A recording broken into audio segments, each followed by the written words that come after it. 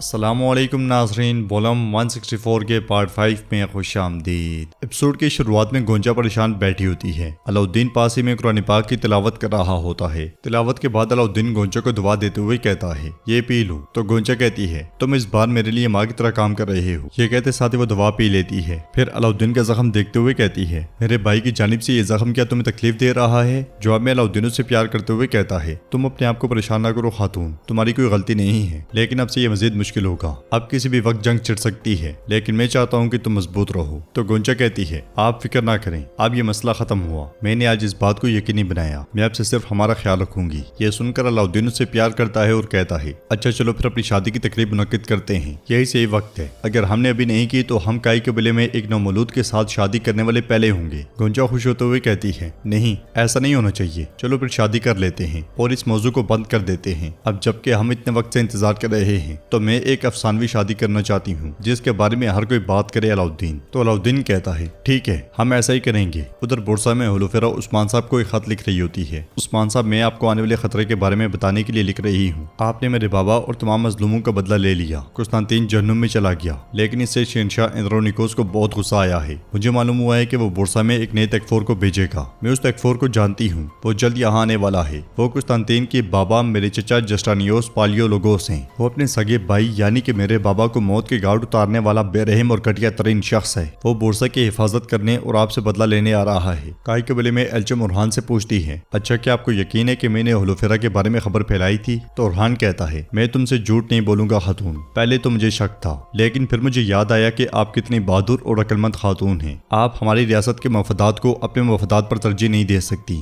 میں نے بھی اپنے آپ سے کہا کہ ایلچم ایسا نہیں کر سکتی۔ یہ سن کر ایلچم خوش ہوتے ہوئے کہتی ہے اللہ کا شکر ہے کہ میں آزاد ہو گئی۔ ہولوفیرا کیسی ہے؟ آپ نے اسے حال ہی میں دیکھا ہوگا، آپ نے اسے الوداع کہہ کر اچھا کیا۔ میں پھر سے ہولوفیرا کی مقروض ہوں، میں اس کی بدولت آزاد ہو گئی، اس لیے اس کے بارے میں پوچھ رہی ہوں کہ وہ کیسی ہے۔ تو اورحان کہتا ہے وہ بالکل ٹھیک ہے اور اس نے خانقاہ میں رہنے کا فیصلہ کیا ہے، اب ہم نے ماضی کو پیچھے چھوڑ دیا ہے۔ تو ایلچم خاتون کہتی ہیں آپ کا شکریہ حضور، آپ نے میرے بابا کا بھی انتقام لے لیا۔ جواباً اورحان کہتا ہے میں نے تم سے وعدہ کیا تھا خاتون، اور اللہ کا شکر ہے جس نے مجھے وعدہ پورا کرنے کی توفیق عطا فرمائی۔ تمہارے درد کا مداوا میری گردن پر قرض تھا، کیونکہ میں نے تمہارے ساتھ ایک خاندان شروع کیا ہے۔ بے شک ہم 2 افراد ہیں، پھر بھی ایک خاندان ہے۔ یہ سنتے ساتھ ہی ایلچم بچے کے کپڑے اورحان کو دکھاتے ہوئے کہتی ہے اب ہم صرف 2 لوگ نہیں رہے اورحان صاحب، میں حاملہ ہوں، آپ بابا بننے والے ہیں۔ یہ سن کر اورحان بہت خوش ہوتا ہے اور کھڑے ہو کر اسے گلے لگا لیتا ہے، ساتھ ساتھ وہ اللہ کا بھی شکر ادا کرتا ہے۔ اورحان کو خوش دیکھ کر ایلچم بھی بہت خوش ہوتی ہے۔ ناظرین اس کے بعد ہم اگلے منظر میں دیکھتے ہیں یعنی شہر میں عثمان صاحب کے سپاہی اور کاتب موجود ہوتے ہیں، اور بوران کی آواز کے ساتھ ہی عثمان صاحب وہاں داخل ہوتے ہیں اور بیٹھ کر لکھوانا شروع کرتے ہیں میں سرحدی علاقوں کی تمام سرزمینوں کا مالک، ترکوں کا محافظ، اسلام کے سب سے ممتاز محافظ اور اللہ رب العزت کا خدمتگار عثمان بے۔ آواز کے ساتھ ساتھ عثمان صاحب کا یہ فرمان سردار یعقوب تک بھی جا پہنچتا ہے۔ خط میں لکھے ہوئے عثمان صاحب کے الفاظوں کے ساتھ آواز گونجتی ہے میں وہ ہوں جس نے تمام تر فتنوں کے باوجود اپنی سرداری کو وسعت دی اور اسے ریاست بنا دیا۔ میں نے سب کو اپنی مرضی سے اپنے تابع کر دیا۔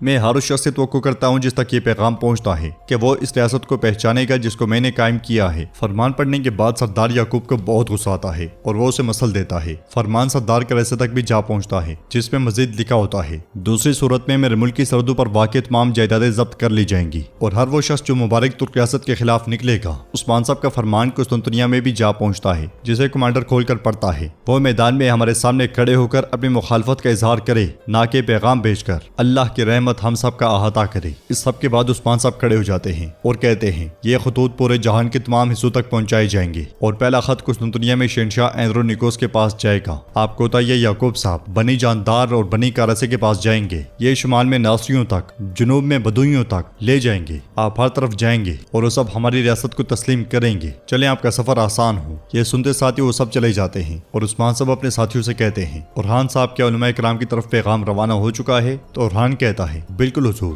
ہم نے قاصد بھیجے ہیں تاکہ ہم انہیں اپنے وطن میں دعوت دے سکیں۔ یہ سن کر عثمان صاحب کہتے ہیں ہم اپنے پاس موجود تمام صلاحیتوں کو استعمال کریں گے، ہمارا ملک سائنس اور علم کا سرچشمہ بنے گا۔ اگلے ہی پل شامل وہاں آتا ہے اور کہتا ہے حضور ہم نے مغرب میں اپنی تمام سرحدوں پر جنگجو بھیج دیے ہیں، جنگجو ایک دوسرے کو بھڑکتے ہوئے تیروں کے ذریعے پیغام بھیجا کریں گے، اگر کوئی حملہ ہوا تو وہ اس کی طرف مارچ کریں گے اور اس کا مقابلہ کریں گے، ریاست کا ایک ایک انچ محفوظ ہے۔ تو عثمان صاحب کہتے ہیں ہمیں اس کے بارے میں سوچنے کی ضرورت نہیں ہے، لیکن ہمارے دشمن کو اس کے بارے میں سوچنا چاہیے۔ اب ہم شادی کی تقریب منعقد کریں گے، چلیں آ جائیں۔ یہ کہتے اور سنتے ساتھ ہی سب نکل جاتے ہیں۔ اگلے منظر میں عثمان صاحب بالا خاتون کے ساتھ ایک کھلے میدان میں گھوڑا دوڑا رہے ہوتے ہیں اور وہ دونوں بہت زیادہ خوش دکھائی دیتے ہیں۔ کبھی بالا خاتون آگے ہوتی ہیں اور کبھی عثمان صاحب۔ ایک طویل دوڑ ہوتی ہے مگر اختتام برابری پر ہوتا ہے۔ عثمان صاحب بالا خاتون سے کہتے ہیں، بالا میں نے تم سے کہا تھا کہ تم آگے نہیں بڑھ سکتی۔ تو بالا خاتون کہتی ہیں، خیر تو ہے عثمان، تم تو ایسے بول رہی ہو جیسے تم جیت گئے، لیکن ہم دونوں ایک ہی وقت پر پہنچے، تم نے دیکھا۔ یہ سن کر عثمان صاحب کہتے ہیں، میں بھی حیران ہوں کہ تم دادی بن گئی ہو اور پھر بھی میرے پیچھے چلتی ہو۔ بالا خاتون منہ بناتے ہوئے کہتی ہیں،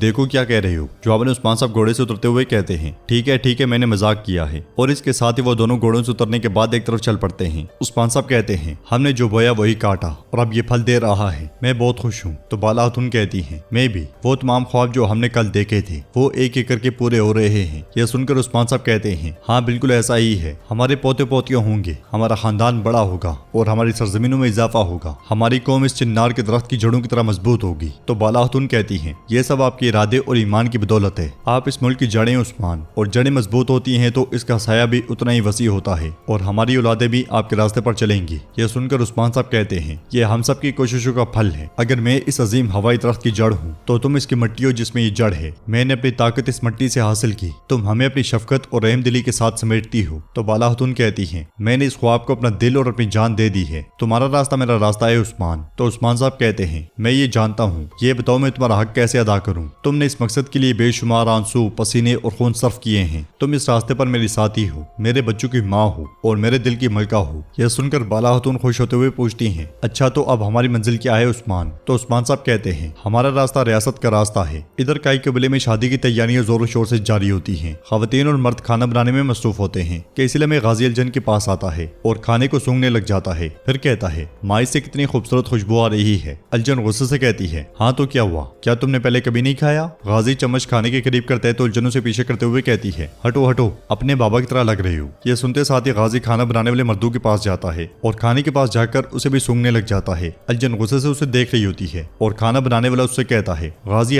یہ ہاریسہ ہے، جب ہم اسے ختم کر لیں گے تو آپ اسے چکھ سکتے ہیں۔ غازی ان سے کہتا ہے، یہ بہت خوبصورت لگ رہا ہے، واہ حسین آغا، آپ کہاں سے آئے ہیں؟ جواباً حسین آغا کہتے ہیں، میں سوغوت سے آیا ہوں اور میں سوغوت کا باورچی ہوں۔ باورچی حسین جو بھی کھانا بناتا ہے غازی اس کے پاس جاتا ہے اور بہت حسرت سے کھانے کو دیکھتا ہے، پھر الجن سے کہتا ہے، ماں ناراض نہ ہونا، لیکن یہ آپ سے بہتر کھانا پکاتے ہیں۔ الجن غصے میں اسے اپنے پاس بلاتی ہے اور اس سے کہتی ہے، لگتا ہے تم نے پہلے کبھی کھانا نہیں دیکھا ہوگا، مگر غازی اپنی حرکتوں سے باز نہیں آتا اور بھوک کی وجہ سے اپنی حرکتیں جاری رکھتا ہے۔ تو ناظرین، اس کے ساتھ یہ ایپیسوڈ بھی اختتام پذیر ہوتی ہے۔ اگر آپ کو ویڈیو پسند آئے تو ویڈیو کو لائک کریں، چینل کو سبسکرائب کریں اور بیل آئیکن پر لازمی سے کلک کر دیں۔ انشاءاللہ ملتے ہیں نیکسٹ ویڈیو میں، تب تک کے لیے رکھیں اپنا اور اپنوں کا بہت زیادہ خیال۔ اللہ نگہبان۔